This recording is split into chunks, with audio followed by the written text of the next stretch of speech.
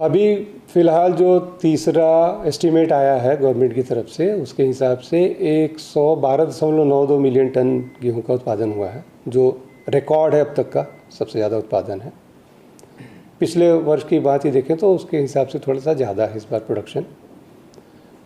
Target था 114।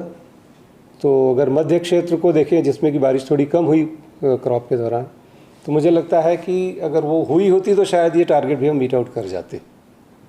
जो गेहूं का इस बार प्रोक्योरमेंट हुआ है वो करीब 26.6 मिलियन टन के आसपास हुआ है, और पहले से भी कुछ स्टॉक में था गेहूं, तो इसलिए काफ़ी स्थिति अच्छी है। जहाँ तक नई प्रजातियों का सवाल है, 2 ही नई प्रजातियाँ हमारे संस्थान से अब आ रही हैं इस साल, और एक है DBW 377 जो मध्य क्षेत्र के लिए है, समय से बिजाई के लिए और सिंचाई वाले साधनों जहाँ है वहाँ के लिए।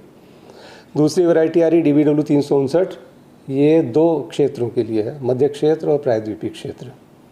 इसकी एक खासियत ये है कि ये कम पानी में भी अच्छी उपज दे जाती है, तो इसलिए उस एरिया के लिए 2 वैरायटीज़ अच्छी आई हैं इस बार। तो जो अभी हम बात कर रहे थे कि मध्य क्षेत्र में थोड़ा सा इस साल प्रोडक्शन कम हुआ है, तो मुझे लगता है कि भरपाई और भी तरीके से होगी, जो अच्छी प्रजातियाँ पहले से हैं, और ये 2 और प्रजातियाँ इस बार किसानों तक पहुँचेंगी। तो इनमें सर कितना एवरेज प्रोडक्शन इनका अगर देखा जाए जो हमारे ट्रायल्स में आया है, तो 63 से 65 क्विंटल के आसपास है प्रति हेक्टेयर।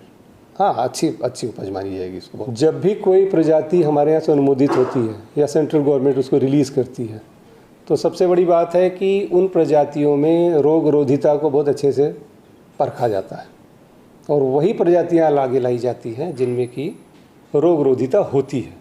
अगर कोई ससेप्टेबल वैरायटी है जिसमें कि रोग लगने की संभावना है, तो उसको बहुत शुरू में ही उसको ड्रॉप कर दिया जाता है। चैलेंजेस के तौर पे देखिए, बीमारियों का तो हमेशा चैलेंज रहता है, और नई नई बीमारियाँ आती रहती हैं, या जो बीमारियाँ हैं भी उनके नए प्रारूप आते रहते हैं हमारे सामने।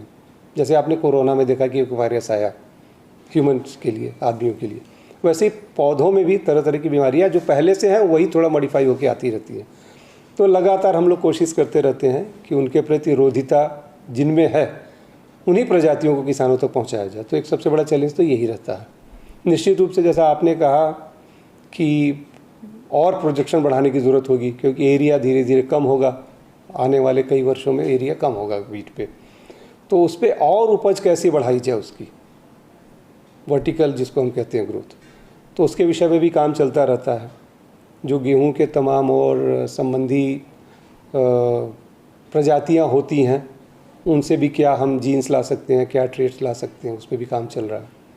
और निश्चित रूप से जो क्लाइमेट चेंज है, मौसम का परिवर्तन है, तो उस परिवर्तन में अपने आप को ढालते हुए वो प्रजातियां कैसे अच्छा बिहेव कर सकती हैं, तो लगातार कोशिश है। और आजकल हमारी जो प्रजातियां आ रही हैं उनमें ज़्यादातर ऐसी हैं जिनके अंदर क्लाइमेट के अंदर रेजिलियंस है, मतलब अच्छा परफॉर्म करती है। बिल्कुल हमारा संस्थान जो है ऐसी प्रजातियों का संरक्षित भी करता है, और उन सारी प्रजातियों में क्या विशेष गुण है आज के परिप्रेक्ष्य में, आज के क्लाइमेट के हिसाब से, उनको भी इवेलुएट करता रहता है यहाँ पे समय से, और उनको क्रॉसिंग प्रोग्राम में अपने ले आता रहता है समय समय पर।